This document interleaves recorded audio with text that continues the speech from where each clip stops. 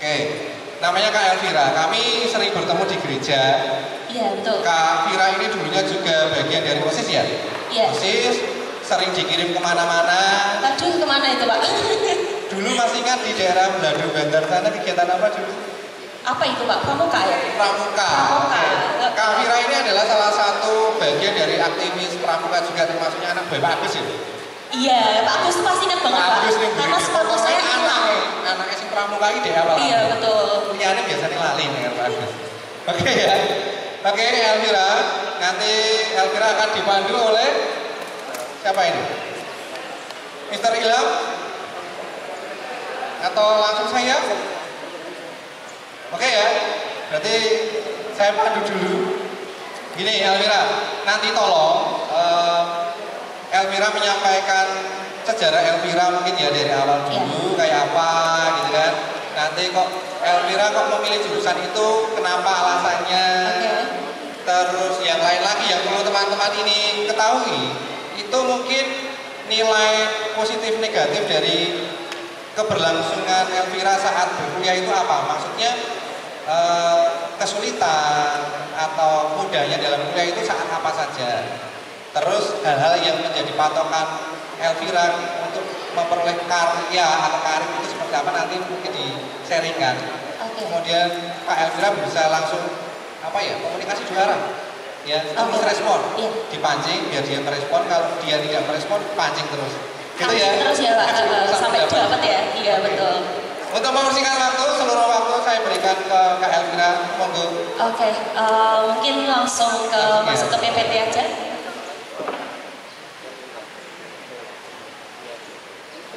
Oke, sembari PPT yang disiapkan. Halo teman-teman semua.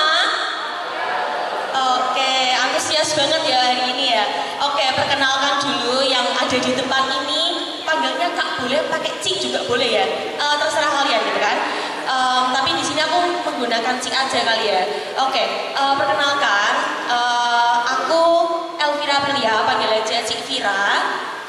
Aku baru aja lulus Desember kemarin. Aku kuliah di Universitas Katolik Sugiopranoto. Kenapa kok memilih di situ? Kenapa nggak universitas yang lain? Apa sih pertimbangannya gitu kan? Oke, bisa langsung di next aja nggak apa-apa? Oke, next lagi. Oke, langsung ke pendidikan ya. Oke, kenapa kok memilih Universitas Katolik Sugiopranoto? Dari banyaknya universitas yang ada di Indonesia bahkan di luar juga.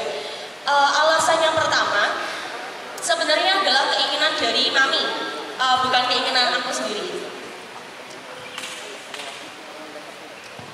Oke, itu adalah keinginan dari mamiku untuk kuliah di Universitas Katolik Sugiopranoto. Alasannya adalah Semarang itu dekat. Untuk misalkan aku pulang ke Pekalongan lagi itu dekat.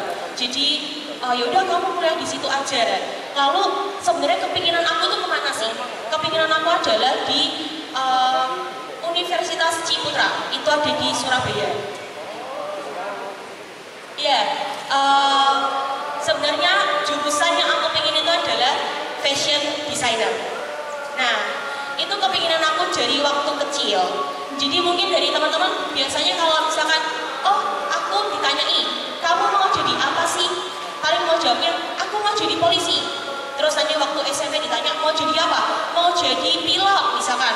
Nanti waktu SMA berubah lagi, mau jadi apa? Mau jadi guru misalkan. Nah, kalau dari aku pribadi, ketika ditanya waktu kecil mau jadi apa, karena misalkan dari anak kecil ya kan belum tahu ya fashion designer gitu kan, jadi aku bilangnya mau jadi apa, mau bikin baju sendiri gitu. Nah terus di SMP ditanya mau jadi apa, itu loh Mi, mau jadi yang itu loh Mi, kayak Ivan Gunawan itu kayak gitu kan. Terus ditanya lagi waktu SMA mau jadi apa, mau jadi fashion designer yang lebih bagusnya gitu ya kata-katanya ya. Nah kenapa kok tiba-tiba masuknya ke Universitas Katolik Sugiopranoto? Jadi satu, untuk kuliah di fashion designer itu biayanya tuh gede. Nah, ya kalau misalkan nggak di Ciputra ya, itu ada, aku lupa namanya apa, tapi itu kita menghabiskan hampir beratus-ratus juta untuk kuliah jurusan fashion designer. Nah, terus habis itu mamiku bilang, ya udahlah kamu kuliah aja yang lain, jangan di situ, biayanya gede, terus juga jauh juga, nanti kalau misalkan mami mau nengok tuh gimana. Nah oke lah, akhirnya aku berpikir-pikir lagi, kayaknya oke, aku fashion designer bisa pelajari secara otodidak gitu. Jadi aku belajar untuk desain dulu, untuk belajar gimana sih caranya mempelajari. Oke, kalau fashion designer tuh harus punya ide sendiri, tidak boleh mencontoh orang lain. Oke, aku coba, aku gambar dulu lah. Pertama ini, kok jelek? Oke, aku gambar lagi sampai aku terus apa ya, berkreatif lah ya. Kreativitasku harus tinggi kayak gitu. Nah, terus akhirnya yaudah, mami maunya gimana gitu. Mami bilang, yaudah sana di Semarang aja. Dan jurusan apa Mi? Aku nggak suka di kafe, aku nggak suka arsitek. Dan kalau yang desain tuh apa Mi? Yaudah nggak usah desain oh nggak apa-apa. Aduh, jadi bingung lagi kan, mau ngambil apa ini gitu. Terus akhirnya aku memikirkan dengan matang, oke, kalau fashion designer itu lebih kepada nantinya bisnis. Oke, akhirnya yaudah nih, aku ambil manajemen untuk menunjang aku menjadi bekal aku ke depannya. Aku dapat pengetahuan, dapat ilmunya gitu kan yang aku bawa ketika aku nanti mau buka usaha sendiri. Karena dari teman-teman yang perlu kalian ketahui bahwa aku lebih suka untuk membuka usaha sendiri daripada bekerja dengan orang lain. Sebenarnya tidak masalah ya, teman-teman punya pendapat tersendiri gitu kan. Karena kalau habisnya kuliah tuh pasti kerja sama orang lain biasanya gitu, langsung daftar kerja gitu. Kalau dari aku pribadi adalah aku lebih suka mengelola usaha aku sendiri, apa yang aku inginin, strateginya gimana, planningnya seperti apa gitu kan. Lalu untuk mengembangkan usahanya itu juga dari aku sendiri. Nah, jadi aku punya target dan aku berharap sekali bahwa oke, aku pasti bisa. Gak ada yang gak aku bisa. Karena kalian lihat sendiri, ada orang yang udah bikin usaha, udah buka usaha dari nol, terus nanti udah jaya, tiba-tiba bangkrut, terus buka lagi. Jadi kan itu adalah gimana caranya kita supaya usaha ini dapat berjalan dalam jangka waktu yang panjang. Nah, sebelum aku masuk di Universitas Kakek Sugiyopranoto, aku sempat kursus fashion, jadi kursus kayak menjahit dan lain sebagainya. Kenapa? Yaitu lagi karena aku suka sekali untuk membuat baju sendiri. Jadi ya udah, karena aku nggak bisa masuk ke universitas yang aku pingin dan jurusan yang aku pingin, akhirnya aku menunjuknya dengan kursus dulu. Jadi selesai dari SMA itu aku langsung kursus fashion. Di situ aku dapat banyak pengalaman, dapat banyak pembelajaran di situ yang ternyata ternyata nggak apa-apa kok aku nggak kuliah di situ, nggak dengan jurusan yang aku pingin, tapi aku bisa mendapatkan di tempat yang lain. Jadi aku nggak apa-apa, ada plus minusnya tersendiri. Terus aku menunjangnya di Universitas Sugiyopranoto dengan jurusan manajemen. Lalu aku habis dari Universitas Sugiyopranoto, aku kursus lagi. Aku kursus nail art. Kenapa kok dari fashion terus dulu ke nail art? Karena aku suka mendesain, teman-teman. Jadi kalau nail art itu kan kalian tahu sendiri ya, requestannya banyak, gambarnya banyak. Jadi aku suka banget untuk aku ditantang untuk belajar, terus belajar. Ini loh, kamu dikasih desain ini, bisa nggak kamu? Terus dikasih desain lagi, bisa nggak kamu? Jadi kita semakin di upgrade gitu loh. Kalau misalkan dengan desain ini, pertama gampang nih, lah aku bisa. Terus tiba-tiba ditantang dengan yang gambar-gambar karakter, bisa nggak kamu gitu? Aku pasti akan dalam hati, Fir, kamu tuh pasti bisa. Tidak ada yang tidak mungkin gitu. Mau ke kuliah atau langsung kerja, tidak ada yang salah. Nggak apa-apa, itu pendapat kalian, itu keputusan kalian. Tapi kalau dari aku pribadi, karena mami aku juga harus kuliah karena pendidikan itu penting. Jadi kira ya udah aku kuliah. Tapi untuk teman-teman yang habis lulus SMA mau kerja itu nggak salah, teman-teman. Karena nggak apa-apa, kalian sudah punya passion. Aku yakin kalian di sini semua pasti bisa. Dan kalau teman-teman yang kuliah, jurusannya mau seperti apa, coba berdoa dulu ya kan. Karena kayak aku udah berdoa terus ternyata akhirnya kuliah apa? Manajemen. Padahal maunya fashion designer. Jadi teman-teman di sini pokoknya berdoa dulu, kalian coba pahami passion kalian seperti apa, coba diskusikan dengan orang tua gitu kan. kira-kira jurusan apa yang tepat nih untuk aku jalani di perkuliahan nanti. Dan aku harap teman-teman di sini ketika kuliah jangan hanya kuliah pulang atau ya istilahnya kupu-kupu ya. Karena kalau kalian kuliah pulang doang, itu kalian tidak mendapatkan pengalaman, tidak mendapatkan banyak bekal di situ, dan juga kalian nggak bertemu dengan teman-teman yang di luar jurusan kalian.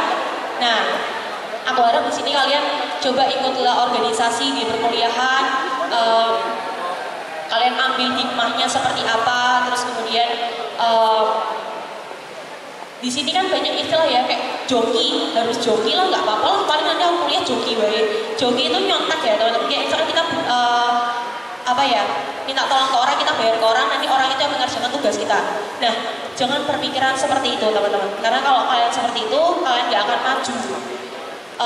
Aku sering banget dibilang sama teman-teman, tenang skripsi, udah kamu joki aja, gampang kok, tinggal kamu bayar selesai. Kamu nggak usah ngeluarin apa ya, tenaga kamu, waktu kamu nggak perlu capek. Tapi di sini aku bilang sama teman-temanku itu bahwa kalau kamu ngerjain sendiri, kamu tahu prosesnya seperti apa, kamu tahu nih misalkan ketika kamu ngerjain tiba-tiba kamu direvisi sama dosen, oke, aku tahu loh ini salahnya di sini, oh ternyata aku masih ada salah di sini. Jadi untuk teman-teman ketika nanti kuliah, aku harap kerjain segala sesuatunya sendiri, untuk tugas-tugas, untuk ujian gitu kan, jangan ada yang joki gitu kan. Terus kemudian ikutlah organisasi supaya menambah banyak pengalaman teman-teman, mengupgrade diri teman-teman, terus kemudian bisa menunjang lah, bisa memberikan bekal untuk kalian di masa depan. Nah, untuk teman-teman yang kelas 10, jangan berpikiran bahwa nantilah tak cari waktu kelas 12. Jangan ya teman-teman, karena nanti kalian tuh tidak akan serak gitu loh nanti ya. Jadi kalian siapin matang-matang nanti kalian mau seperti apa. Untuk teman-teman yang kelas 11 juga kan, dikit lagi kalian juga nanti kelas 12 kemudian kuliah. Nah, disiapin dengan matang gitu. Jangan langsung yaudah aku tak pilih jurusan ini deh, jumlahnya enggak sesuai sama kalian. Nah, juga teman-teman yang kelas 12 yang habis ini langsung ada yang kuliah, ada yang kerja, terutama yang kuliah ya. Nah, kalian tanggung jawab dengan orang tua kalian. Orang tua kalian yang udah biayai kalian, kalian harus serius. Jangan cuma kayak yaudah karena orang tua pengen kuliah, aku tak kuliah, wes gak apa-apa. Jangan seperti itu. Jadi bertanggung jawab dengan diri sendiri, dengan orang tua, dan juga dengan Tuhan. Itu aja dari aku. Ada next slide dulu.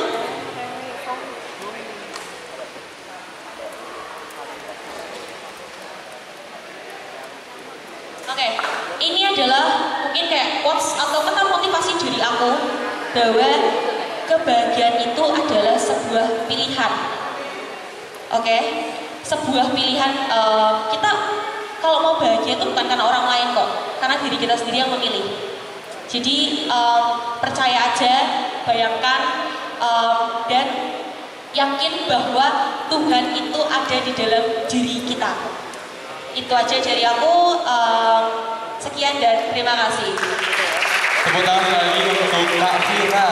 Wow, pengalamannya sangat-sangat menginspirasi ya, banyak prestasi, banyak pengalaman. Tentunya juga saya harap anak-anak kita semua dari kelas 10, 11, 12 bisa mengikuti jejak Kak Vira. Amin, puji Tuhan ya.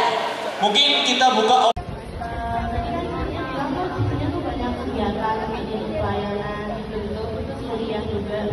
kalau menurut tips and triknya gimana sih biar kita bisa bagi waktu antara belajar dan kegiatan kita? Oke.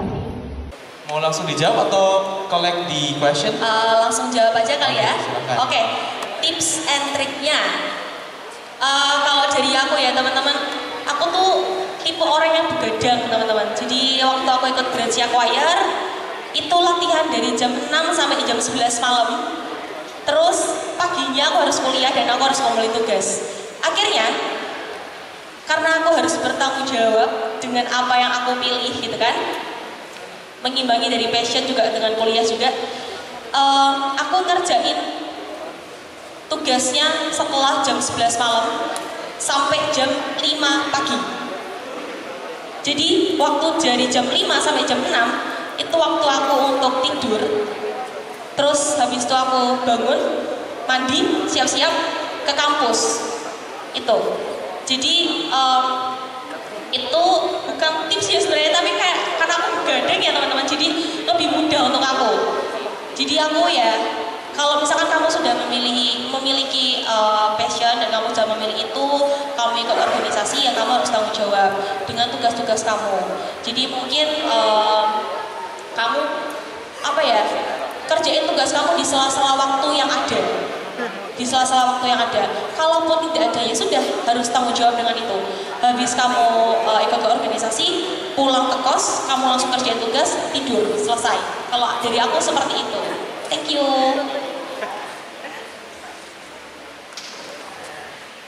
Oke.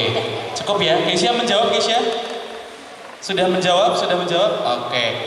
Yang lain yang mau tanya, ayo. Caca? Oh enggak.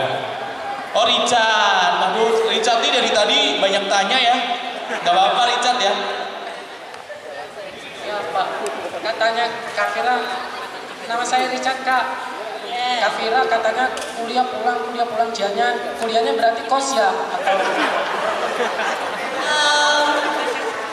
Karena aku rantau, jadi kan aku kos di situ. Nah, istilah kuliah pulang itu ya benar, kuliah pulang itu kuliah, habis kuliah tuh langsung ke kos, gak ada kegiatan apa-apa. Jadi aku harap teman-teman di sini jangan seperti itu. Jadi habis kuliah organisasi dulu baru pulang ke kos. Seperti itu. Makasih ya Kak. Oke, thank you. Oke, thank you. Inspiratif sekali ya pertanyaannya ya. Next question. Ada yang mau tanya lagi? Kelas 12 mungkin? Ayo kelas 12, kelas 11, atau mungkin dari tamu kita dari Satya Wiguna. Siapa tahu mau tanya. Ibu guru boleh tanya loh Bu. Tanya apa? Misal tanya price list nail art-nya boleh ya. Waduh. Ayo, ada yang mau tanya adik-adiknya? Gak apa-apa loh, ini kakaknya gak nyopot, gak menggigit. Ayo, ada yang mau tanya kelas 10, 11, 12? Gak apa-apa, tanya aja. Atau ditunjuk aja ya. Oh ini, ada Kak satu, yaitu frater. Frater biasanya. Jangan tanya susah ya, tolong ya. Tolong sekali nih, tolong. Silakan frater. Dan kita bakal di gereja ya, kan ya?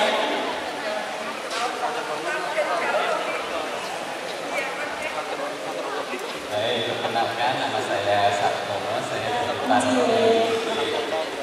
Saya mau bertanya, di sana dituliskan choice ya. Pertanyaan saya, bagaimana mengolah kesibukan kan nanti menimbulkan stres ya dengan tugas-tugas. Nah, bagaimana kita mengolah itu supaya tidak menjadi stres? Terima kasih. Oke. Sebenarnya ini saya dibilang agak gila ya teman-teman, karena saya tidak pernah stres teman-teman, beneran deh. Jadi semakin banyak kegiatan saya semakin happy. Jadi ya kawan maaf banget gitu kan, saya tidak bisa menjawab pengolahnya seperti apa, karena bener-bener saya tidak stres ya kan beneran. Jadi ada organisasi, ada tugas tuh malah saya seneng banget. Tapi ya dibawa enjoy aja, itu sudah pilihan kita gitu kan. Jadi ya maaf sekali tidak bisa menjawab karena sama sekali tidak stres dia. Oke. Wow, unik ya, ada orang tidak stres gitu ya Bu ya. Iya. Padahal kan setiap orang itu mempunyai kewajiban untuk stres gitu. Iya, jadi Gak agak apa-apa. gila ya Pak ya. Gak apa-apa. Siapa tahu menginspirasi anak-anak kita biar tidak stres. Nah ini Elsie kayak mau tanya nih Elsie.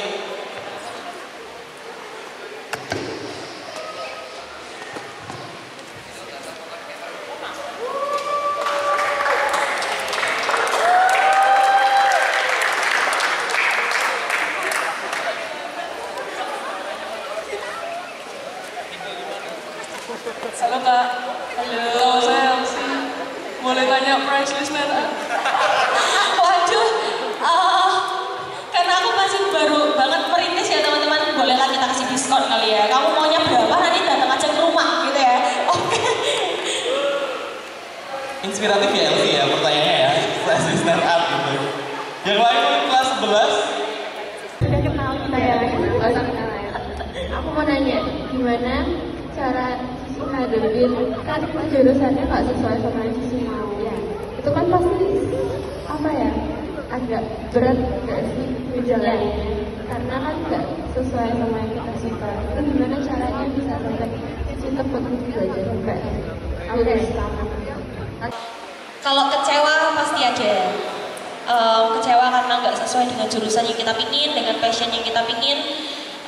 Tapi karena aku bilang di situ bahwa kita tanggung jawab dengan orang tua, tanggung jawab dengan diri sendiri gitu kan, bahwa orang tua memilihkan jurusan manajemen dan teman-teman yang mau kuliah manajemen ya, manajemen itu nggak gampang teman-teman, juga susah. Jadi semua jurusan itu sama-sama susahnya, tidak ada yang gampang teman-teman. Jadi aku pertama pasti kecewa, terus kemudian ya aku berdoa gitu kan, Tuhan ini gimana sih aku kok dikasih jurusan yang seperti ini nggak aku pingin loh Tuhan, boleh nggak aku keluar, misalnya aku kuliahnya tahun depan deh kayak gitu kan. Tapi adalah Tuhan menjawab mungkin jalaninlah, kamu pasti akan happy kok nantinya gitu. Ternyata bener, aku dapat ilmu karena aku mau buka usaha sendiri, aku dapat bekal di situ, aku diajarin gimana caranya aku memahami karyawan, aku memahami semua sumber daya yang ada, terus aku diajarin juga untuk mengerti psikologi sumber daya manusia juga. Jadi yang terpenting bahwa ketika kamu sudah memilih, walaupun itu kamu kecewa, walaupun tiba-tibanya nggak sesuai dengan yang kamu pingin, tetap kamu harus tanggung jawab karena kamu sudah bayar ya kan. Jadi jalaninlah sampai akhir, pasti bisa. Kuncinya adalah pasti bisa gitu.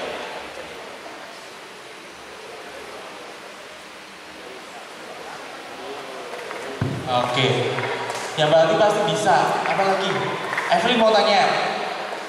Yang 10-2, jadi Cira tuh buka usaha LA tuh di mana? Oke. Aku memanfaatkan rumahku yang ada. Jadi aku pakailah ruangan. Jadi sebenarnya itu ruangan untuk alat musikku dan juga hewan peliharaanku, yaitu ikan. Sebenarnya aku tuh nggak pelihara ikan teman-teman, tapi waktu aku sempro kemarin, waktu sidang kemarin, tiba-tiba biasanya kita dikasih bunga ya teman-teman. Happy kan kasih bunga ya? Enggak, teman-teman tuh gestrek semua teman-teman. Aku dikasih ikan 2 kan, jadi ya teman-teman 2 kantong, oke? Ada udangnya. Ini Angel tahu ini karena cicinya yang ngasih ya, oke? Terus tiba-tiba cicinya Angel ini ke rumahku ngasih ikan lele teman-teman. Hebat ya teman-teman, oke? Jadi aku disuruh itu ikan sebanyak itu. Jadi itu ya mungkin bisa menjadi dekor ya. Ikan itu bisa didekor di ruangan itu. Jadi aku buka nail art di ruangan yang ada alat musik dan ikannya. Cuma nih lagi aku pikir dekor-dekornya dulu supaya cantik gitu kan. Jadi karena ini baru merintis banget, jadi masih cari-cari dekor yang cocok untuk ruangan itu. Oke, itu aja. Oke, ada penanya lain mungkin?